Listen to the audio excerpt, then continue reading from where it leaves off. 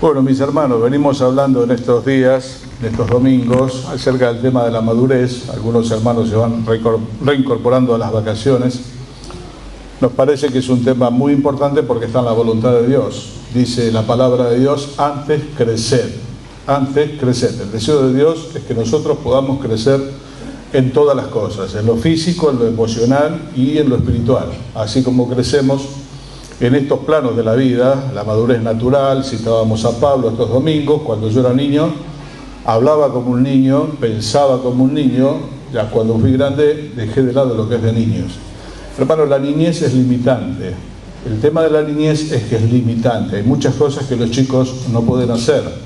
Y el deseo de Dios, hermanos, para todos nosotros es que crezcamos a la estatura de la persona del Señor Jesucristo, a la humanidad del Señor Jesucristo. Decíamos en estos domingos, ir pareciéndonos en el carácter, no en lo externo, porque no sabemos cómo era el Señor, la tradición lo dibuja de determinada manera, lo pinta, pero bueno, no tenemos idea, tampoco es importante, pero sí es importante lo de adentro, que nosotros nos podamos ir pareciendo en aspectos de su persona. Eso tiene que ver con la madurez. Y vuelvo a decir, la inmadurez es limitante, nos deja fuera de muchas cosas. Los chicos hay muchas cosas que no hacen.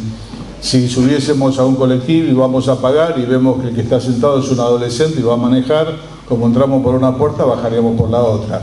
No, se requiere mayoría de edad para manejar, para muchas cosas se requiere la mayoría de edad y depende de la función, bueno, determinado tiempo de ejercicio en lo que se va a hacer. Así que, hermano, la voluntad de Dios para vos y para mí es que nosotros crezcamos, que ya dejando los rudimentos, como decíamos en el libro de Hebreos, del arrepentimiento, de las obras muertas y tantas cosas más, vayamos adelante, vayamos a la perfección. En estos domingos estuvimos viendo algunas características que tiene la niñez espiritual. Decíamos que es natural ser niño cuando alguien recién viene al Señor Jesús, es natural, y a ese niño hay que cuidarlo. Ese niño puede tener cualquier edad biológica en el documento, a lo mejor tiene 60, se convirtió hace poquito, hay que cuidar de él. Pero pasando el tiempo se espera de nosotros el crecimiento y que nosotros a su vez podamos también cuidar a otros. Esta es la mecánica de la casa de Dios, que habiendo ya crecido podamos nosotros también cuidar de otros. Entonces, veíamos algunas características que tienen y yo quería pensar en algunas más para que, hermanos, sinceramente miremos acá como en un espejo y si realmente en nosotros se echó a perder el proceso de crecimiento, bueno, hermanos, hay herramientas que vamos a ver ya en el último momento, en el último tiempo, para que nosotros podamos crecer, alcanzar el crecimiento, que vuelvo a decir, nos va a dejar afuera la inmadurez de muchas cosas y nos trae muchos problemas también. Este es el problema. Cuando el niño es niño se espera de él cosas de niño, pero del grande se esperan otro tipo de cosas y cuando eso no sucede se generan problemas, infelicidad en la vida personal, en el entorno familiar y también en la iglesia, en los distintos ámbitos donde nosotros nos manejamos. Entre las características que tienen los niños es la incontinencia verbal. Yo esto lo he dicho varias veces hablando de distintos temas. Si alguien quiere perder un secreto, que se lo cuente un chico, ¿no? Cuando hay una sorpresa, a veces no le digamos al nene porque esto, mirá, es el regalo de mamá y el pibe está desesperado ya 15 días antes, nunca hagas una cosa así porque se lo va a contar en algún momento, bueno, sí, tenemos y lo va alargando, no puede guardar un secreto. Bueno, los niños espirituales tampoco, por eso hay que tener mucho cuidado con las cosas que se dicen, porque siempre el mejor amigo tiene un mejor amigo, que a su vez tiene otro mejor amigo, y eso va corriendo por todas partes. Había un chiste, cuenta que en un retiro de pastores, bueno, 3 se quedaron allí a un lado, dijeron, bueno, che, los 3 somos pastores, vamos a ayudarnos unos con otros, decime cuál es tu debilidad, y compartamos, y abramos el corazón. Dijo, bueno, yo realmente tengo problemas con las cosas que veo, con la lujuria, me tengo que cuidar, y bueno, y allí le contó algunas cosas relativas al tema, le abrió su corazón, y el otro, y bueno, yo realmente tengo problemas con el dinero, me cuesta mucho, la avaricia, y también empezó a contar cosas así, y al tercero le dije, ¿y vos qué problema tenés? Lo mío es el chisme, no aguanto salir corriendo para contarle a usted a todo el mundo. Entonces los chicos tienen ese problema y eso trae muchos problemas en la iglesia. Son muchos los corrillos en la iglesia. Y hermano, tenemos que en la madurez ser reservados. Cuando alguien nos confía algo, especialmente que tiene que ver con su intimidad, hay muchas personas que dicen, mire hermano, yo lo vengo a ver de otra iglesia, bueno, porque, y no lo quiero contar en la iglesia, porque ¿cuál es el peligro? Y que lo sepa todo el mundo. Entonces esos hermanos normalmente van a otra iglesia, buscan otro pastor para contar algo que tenga que ver tal vez con su intimidad, con la desnudez, hermanos, que todos tenemos. O se le paga a un profesional, porque el profesional tiene el compromiso profesional de no contarlo. Y tendría que tener la posibilidad, entre maduros, de tal vez abrir su corazón y que eso no se haga de dominio público. Debiera ser así, pero bueno, el niño no puede y enseguida sale a contar la noticia, lo que tiene. Papá tiene guardado una caja con un mon, ya empieza a decir toda la madre que es una licuadora, que tantas cosas más. Hermanos, estas cosas muchas veces que suenan por ahí risueñas tienen que ver con que hermanos se han sentido lastimados porque su intimidad, la que ellos confiaron en ese ámbito de confianza, se hizo de dominio público en la iglesia. Y a nadie le gustaría estar en boca de todos con su intimidad. Pablo hablaba de Onesíforo y decía, tenga Dios misericordia de la casa de Onesíforo, porque cuando estuve en Roma me buscó solícitamente y dice, confortó mi corazón y no se avergonzó de mis cadenas. Qué bueno sería que entre maduros alguien pudiese confiar. El Señor en una ocasión junto a Pedro, a Jacobo y a Juan, y les reveló su corazón, le dijo, mi alma está muy triste hasta la muerte. Y poder decir a lo mejor, la verdad, estoy mal. ¿Y cómo voy a decir que estoy mal acá? ¿Te parece? Bueno, hermano, el Señor juntó tres y les abrió el corazón. Dios quiera que la casa de Dios acá pueda ser el lugar donde con alguien de tu confianza podamos abrir el corazón y que el otro no se avergüence de lo que le estamos diciendo. Todo eso se nota en la cara, depende con qué cara miramos, el otro se da cuenta si estamos escandalizándonos de lo que dice o no, y si estamos esperando para ir a contárselo a nuestro mejor amigo. ¿Cómo se cuenta esto? Mirá, tengo una carga, no la puedo llevar, necesito... No, hermano, el maduro sobrelleva aquello que se le confió, lo guarda. No estoy diciendo de encubrir el pecado, de salir a robar juntos, estoy hablando de recibir la carga, tal vez la intimidad o la vergüenza del otro, la debilidad, y poder llevarlo en oración, y que no sea de dominio público, hermano, en la iglesia, que no se sepa. Mucha gente se terminó yendo de determinadas iglesias por estas cosas, porque aquello que confió en intimidad se hizo un tema de dominio público en toda la iglesia. Entonces, ¿qué es lo que se aprende con la madurez? Se aprende a callar, a ser reservado, a guardar. Y los chicos publican todo, los chicos cuentan todo. Alguna vez también consideramos que los chicos se enojan con mucha facilidad. Se enoja, se agarra el camioncito y se va, no juega más. Yo nunca jugué a la pelota, ¿no? Nunca entendí si hay 22, ¿por qué no le compro una pelota a cada uno y se dejan de correr todos atrás de la misma?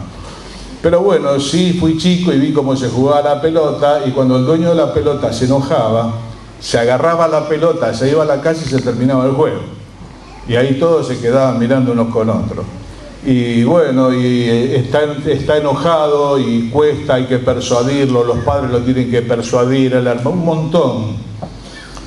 Hermano, este aspecto, cuando no hemos crecido en las cosas de Dios, se traslada a la vida adulta, nos enojamos, nos agarramos el camioncito o la pelota, nos vamos al rincón, nos vamos a nuestra casa, nos vamos a la vereda de enfrente, como se suele decir, y nos quedamos en la vereda de enfrente, ahí, enojado, trompudo, enfrente de la iglesia. Y hermano, la Biblia no dice que no nos enojemos, está la posibilidad. De hecho, el Señor se disgustó mucho cuando llegó y vio que el templo era una casa de cambio, y todos sabemos lo que hizo, ¿no? Agarró un hato de cuerdas y desparramó, volcó la mesa de los campistas, se enojó. ¿Y cómo se enojó?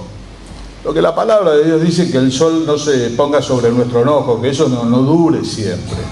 Hermano, cuando no nos podemos volver del enojo, ahí lo que se revela es la inmadurez de nuestra alma. El maduro se puede enojar como se enojó el Señor. Moisés era uno de los hombres más mansos que había sobre la tierra, el más manso, dice obviamente después del Señor. Pero en una ocasión, cuando vio lo que habían hecho con los becerros de oro, dice que los molió y se los hizo tomar. Sí, uno se puede enojar y hay enojos que son justos, con motivo me refiero. Ahora, cuando la persona no se puede volver del enojo, ahí hay una incapacidad. Hay una incapacidad producto de la inmadurez espiritual que tiene. Porque el maduro sabe que hay mucho por perder si él no se vuelve de su enojo. Hay chiquitos que si no lo van a buscar para que vuelva a jugar, nunca más va a volver a jugar con el amiguito. Bueno, hermanos, si hay hermanos que hacen lo mismo en la iglesia. No, tenemos que estar prontos a recomponer. Bueno, subió la mostaza, tiene que bajar la mostaza antes del día. No podemos guardar el enojo o ponernos en la vereda de enfrente. Si yo con él no juego más, yo con ellos no más. Hermano, eso no es de personas maduras. Eso no es de personas maduras. Eso es inmadurez. Y lo tenemos que vencer con el crecimiento en Dios. Es tu problema, anda pensando, ¿no? Yo estuve pensando primero para mí, si es mi problema o no. El niño depende de la mirada ajena. Esto es muy común. Depende mucho de la mirada ajena. La persona cuando no alcanza madurez depende mucho de qué dirán. ¿Y qué dirán? ¿Qué dirán? ¿Qué no dirán? Hermano, la palabra de Dios dice, procura presentarte a Dios aprobado, como obrero que no tiene de qué avergonzarse, que traza bien la palabra de verdad. El primer compromiso es que nos presentemos delante de Dios aprobados. Tal vez los hombres nos aprueben también, lo cual es muy probable, o no. Pero este no es el punto. El punto no son los demás. El punto es el Señor, hermano. El apóstol Pablo decía, yo en poco tengo el ser juzgado con vosotros, ni por tribunal alguno, sino que el que me juzga es el Señor. Hermano, el maduro, si se tiene que llevar por el qué dirán, hay un montón de veces que no podría hacer más nada. Todos aquellos que hemos trabajado en el ministerio pastoral o en el liderazgo, tenemos que estar acostumbrados, como decía un viejo pastor nuestro, tener el cuero de un rinoceronte, porque no hay iglesia donde de los pastores no se hable bien y mal, las dos cosas. Esto es normal, de esto no se puede escapar y ninguno puede decir yo no lo hice, yo lo hice. Siempre está esa posibilidad de hablar del otro, de la crítica. Bueno, la persona madura lo sobrelleva. Yo cuando escucho que se habla mal de mí, porque como todas las cosas, dice Proverbios, ni en tu morada, ni en tu pieza, digas mal del rey. Porque las que tienen alas, las aves, van a llevar esa palabra y se van a enterar. Bueno, obviamente que todos nos enteramos de todos, ustedes de mí, yo de ustedes, y a veces se escucha que hablan bien, gracias a Dios, y a veces se escucha que hablan mal. Bueno, hermano, yo entiendo que es parte del oficio, que es parte de la vida madura. A mí lo que me preocupa es que tengan razón cuando hablan mal. Si cuando hablan mal tienen razón, hay que ponerse a meditar. Alguien dijo, yo en la crítica he escuchado palabras de verdad, que mis amigos por ahí no me dirían. Y el crítico te lo dice. En vez de enojarme y devolver la pelota, como se suele hacer normalmente, vos decís esto, entonces yo digo esto de vos. Pero, hermano, el maduro tiene que ver si es cierto. Si es cierto, a corregirlo. Si no es cierto, a pasarlo por alto, hermano. Porque del Señor dijeron también cosas que no eran. Dijeron, a otros engaña, es un engañador. Otros decían, es borracho, se junta a comer. Se dijeron un montón de cosas del Señor. Ahora, ¿cuál es el problema del niño espiritual? Cuando pasan estas cosas, se bloquea, se queda. Hablaron mal de mí. La otra vez escuchaba algo que no lo dijo una persona creyente, lo dijo una persona por radio. Cuando hablen mal de vos, no te pongas mal. A lo mejor te hicieron precio, como se dice ahora. Capaz que no dijeron todo lo malo de vos. Lo que tu alma y la mía sabe delante de Dios, hay cosas que todos sabemos. En una ocasión se puso el diablo al lado del sumo sacerdote Josué. Y lo empezó a acusar, empezó a hablar mal de Josué y tenía razón en lo que estaba diciendo porque el pobre Josué bajó la cabeza y estaba ya anulado. Sin embargo, dice el Señor, no es este, reprende a Satanás, le dice, no es este un tizón arrebatado del incendio. Hermano, el diablo no podría hacer bajar la cabeza, por lo menos, yo me incluyo, entre la gran mayoría nos podría hacer bajar la cabeza con cosas de tu vida y la mía, que él sabe. Bueno, si es cierto, el maduro corrige. Y si no es cierto, hermano, lo pasa por alto. Dice el pasaje, sabiendo que tú hablaste mal de otros muchas veces. Esto es normal, esto es parte de la vida. Uno dijo verdaderamente este era hijo de Dios, otros dijeron no, sino que engaña. Y hermano, dice el Señor, si en el árbol verde hicieron estas cosas, ¿qué no van a hacer con ustedes? Hermano, si te importa mucho el que dirán, en la carrera cristiana, más si hay fruto, más si hay ministerio, más si hay liderazgo, vas a tener muchos problemas. Fijémonos si es cierto. Si no es cierto, lo dejamos pasar. Y si es cierto, lo corregimos. El qué dirán, qué van a decir, qué van a decir los hombres, qué es lo que Dios va a decir, qué es lo que Dios va a decir. Eso es lo que nos tiene que realmente preocupar. En lo que estoy haciendo, qué es lo que Dios va a decir. Porque muchas veces los hombres aprueban y Dios no aprueba. Entonces el parabién de los hombres no siempre es el indicador de Dios. Y fundamentalmente el maduro se guía, hermano, por el juicio de Dios, por lo que Dios tenga que decir. A veces aplauden, a veces silban desde la tribuna, las dos cosas. A veces van a hablar bien de vos, no te lo tomes muy en serio, porque a veces van a hablar mal de vos también y hay que seguir viviendo. El maduro vive con estas cosas, vive con estas cosas. El niño depende de sus emociones. La niñez espiritual depende mucho de las emociones y yo me lamento hoy que en muchos ámbitos cristianos se le da un volumen al tema de las emociones que no debiera tener. No están mal las emociones son de Dios. El Señor se regocijó en el Espíritu en otra ocasión frente a la tumba de Lázaro, frente a la tumba el Señor lloró y estuvo angustiado hasta la muerte, como le dijo a los suyos. Hay un espacio para las emociones. Pero hermano, no se puede vivir de emociones. El creyente maduro vive de convicciones. Tiene una convicción. Y a esa convicción se aferra. A veces lo siente y a veces no lo siente. El creyente maduro aprendió a divorciarse de su corazón. Una vez estaba en San Luis, en uno de los tantos viajes que hacía para allá, comiendo en la casa de unos hermanos y una hermana con algunos problemas de salud, del sistema nervioso y demás, me hablaba permanentemente de sentir, yo siento esto, siento aquello, siento acá, siento allá. Yo estaba comiendo y en un momento le dije algo que realmente es un consejo que Dios me dio a mí hace muchos años y se lo dejé pero desde el corazón. Le dije, hermana, divorciate de tu corazón, no te lleves tanto del corazón, no es tan importante lo que vos sentís, es muy importante lo que vos sabés, lo que Dios dice. A veces siento que soy un hijo de Dios y a veces siento que soy un filisteo. Así es el ser humano. Podemos ir de estar acá arriba con el Señor y sentirnos la última basura al otro día o en el mismo día, depende de lo que nos haya pasado. Ni una cosa ni la otra es cierta, como el aplauso y el silbido. No son ciertas y hay que viajar por el medio. El hombre maduro, la mujer madura, aprendió a viajar por el medio. Tiene emociones, claro que sí, hermano, se alegra, a veces llora, a veces siente plenitud y a veces no.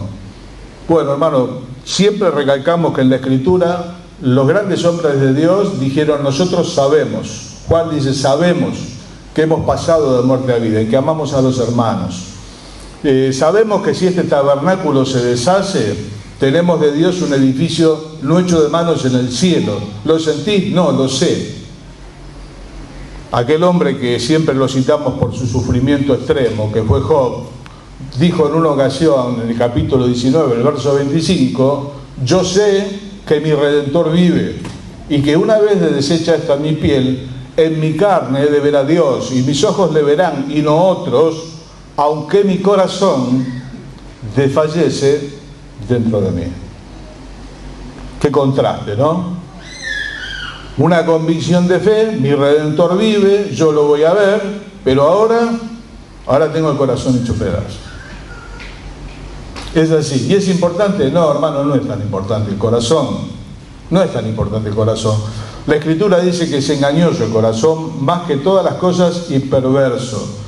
Bueno, hermano, cuando uno va creciendo en las cosas de Dios, tiene que andar por fe, no por vista. El inmaduro necesita tocar, necesita ver. Bueno, cuando son los primeros tiempos de la conversión, decimos, bueno, está bien, un poquito y un poquito, Pero bueno, después tenemos que andar por fe. El justo vivirá por la fe. 3 veces lo dice la Biblia. El justo vive por la fe. Cuando ve, bien. Y cuando no ve, también. Se aprende a volar por instrumentos. En el avión no van mirando por la ventanilla hacia abajo, si va por la ruta, si no va por la ruta. Los aviones vuelan de noche. Los aviones salen con tormenta. Un montón de cosas. ¿Y cómo se maneja el piloto? Por los instrumentos. Y a la hora de aterrizar o despegar, por lo que le dice la torre de control. Si se tuviese que manejar por lo que ve, es un problema. Y hermano, la vida madura, nosotros nos manejamos por lo que dicen de la torre de control, arriba, y por lo que dicen los instrumentos, acá, abajo, y el corazón, y bueno, hermano, el corazón es muy limitado. No es que no, es muy limitado.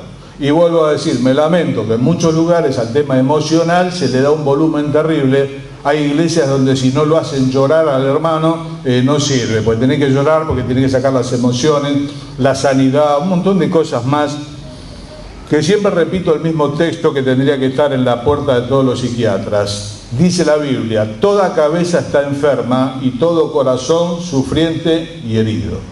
¿Qué significa? Estamos todos para el diván, todos, el psiquiatra también, el psicólogo también, todos, porque el pecado hizo una lastimadura tal que hoy todas las personas, no hay persona que esté totalmente sana, todos necesitamos. Bien, ¿qué hace el maduro? Se sujeta a lo que está escrito. El Señor en plena prueba, en plena tribulación, por 3 veces, ¿qué es lo que responde? Escrito está. No es que lo siento, está escrito. Y hay momentos en que veo a Dios, y hay momentos en que no lo veo a Dios. Ahí en el naufragio estuvieron 14 días sin ver sol, estrellas, nada. Hay tiempos de la vida cristiana que son así, hermano, se nubla, empieza a llover y es una temporada. Voy a decir, ¿cuándo va a parar de llover? Y veo a Dios y no lo veo. Y si las emociones se caen al poco tiempo, hermano, las emociones duran un tiempo, por un tiempo se caen. Por eso se necesita tanto la convicción y el apoyo. La fe de los hijos de Dios necesita un punto de apoyo. La fe sin punto de apoyo es credulidad. La gente dice, sí, yo creo mucho, tengo mucha fe. ¿En qué? En todo es en nada. La fe necesita un punto de apoyo, y el punto de apoyo de la fe es lo que está escrito, es lo que Dios dice. Yo creo esto. Hoy a la mañana estaba orando, Dios traía un pasaje hermoso a mi corazón para alentarme. Dice, a los que esperan en Dios les rodea la misericordia. Fui a la Biblia, la abrí, miré el pasaje, Salmo 32, cuánto bien me hizo, hermano. Como muchos de ustedes saben, por un problema de salud mío, mis emociones se divorciaron de mí hace un montón de años. No me puedo guiar por las emociones, sentiría cualquier cosa. Pero ese pasaje fue de gran consolación. A los que esperan en Dios les rodea la misericordia. Y fue suficiente leerlo en el texto para que todas las emociones se acomodasen. Al momento, el poder de la palabra de Dios. Entonces los chicos necesitan sentir que el papá lo toca. A veces no se duerme si no me toca la mano. Es muy común, el chico toca la mano, le agarra la oreja a la madre, como que se la va a arrancar, es hasta que se duerme. Necesita tocarle la oreja a la mamá. Bueno, está bien porque es niño. Pero hermano, no podemos tener 30 años y tocarle la oreja a la mamá. No podemos estar queriendo siempre tocar el manto. A veces, hermano, a veces se pierde la figura de Dios. Y se hace de noche y viene el tiempo difícil. Y ahí hay que apoyarse acá, hermano. En esta ancla firme de la que hablaba Pedro, y agarrarse. Cuando empieza la tormenta en el barco, antiguamente se ataban al timón, se ponía la capa de la lluvia y ahí está sosteniendo el curso. Y es así como se vive la vida cristiana, hermano. La vida cristiana, como lo estaban citando Andrés, que de hecho ha sido un mensaje de mucho provecho, y les animo, hermano, los que puedan a venir los viernes, nos recuerda lo que ya sabemos, que, hermano, el cristianismo es conflicto. Cristianismo es conflicto. No es una subcultura, decía él, es una contracultura. Y no solo que no tenemos conflictos con nosotros mismos, sino que tenemos problemas con el diablo, hermano. Contra huestes espirituales de maldad, que la complican y la complican mucho. Y es remar contra la corriente la vida del cristiano. Y se puede poner un chico a remar contra la corriente en una noche de tormenta donde el bote... Se asustaron los discípulos, que era gente del mar, gente de la pesca, y se asustaron en un momento, despertaron al Señor, porque ¿qué sentían? Sentían que se morían. Pero hermano, está el Señor ahí. Y bueno, el Señor se levantó y ya sabemos todo lo que hizo, ¿no? Reprendió la tormenta y reprendió su poca fe. Estamos llamados en la madurez a vivir por la fe, dejando, hermano, ya el andador de tocarle la oreja a la mamá, de tengo que tocar, tengo que sentir. Siento, gracias a Dios. No siento, sigo igual, porque acá está escrito que yo tengo que seguir. Y vos tenés que seguir. Y si tengo ganas, mejor. Pablo dice, a mí me es impuesta la necesidad de predicar el Evangelio, y ay de mí si no predicase el Evangelio.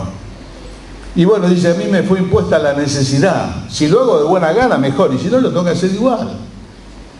Por eso que todos los padres de familia salimos a trabajar todos los días. El chico muchas veces no quiere ir al colegio, pero el papá sabe que tiene que ir a trabajar, porque si no lo echan, y tiene un problema económico en la casa. Estamos llamados, hermanos, en la madurez a vivir por la fe. Hay que ir dejando de lado el sentimiento y la vista, que muchas veces nos juegan en contra. Hay un tema que es muy de los chicos, ¿no? A los chicos les gusta presumir, les gusta mostrar, les gusta mostrarse. No hay más que ver el día posterior a Reyes, ¿no? Por lo menos cuando yo era chico. Estaba el que salía con el triciclo nuevo, el que no con la bicicleta, y iba, venía, iba y venía. Y obviamente estaba la mayoría que no había ligado a la bicicleta y lo miraban, ¿no? Es como el personaje del Chavo, que sale Kiko y el Chavo tiene un hambre como para 8 y Kiko empieza a sacar la paleta y la lame delante del otro, ¿no? Bueno, eso es muy de chico, el mostrarse, mostrar que los demás, miren, presumir.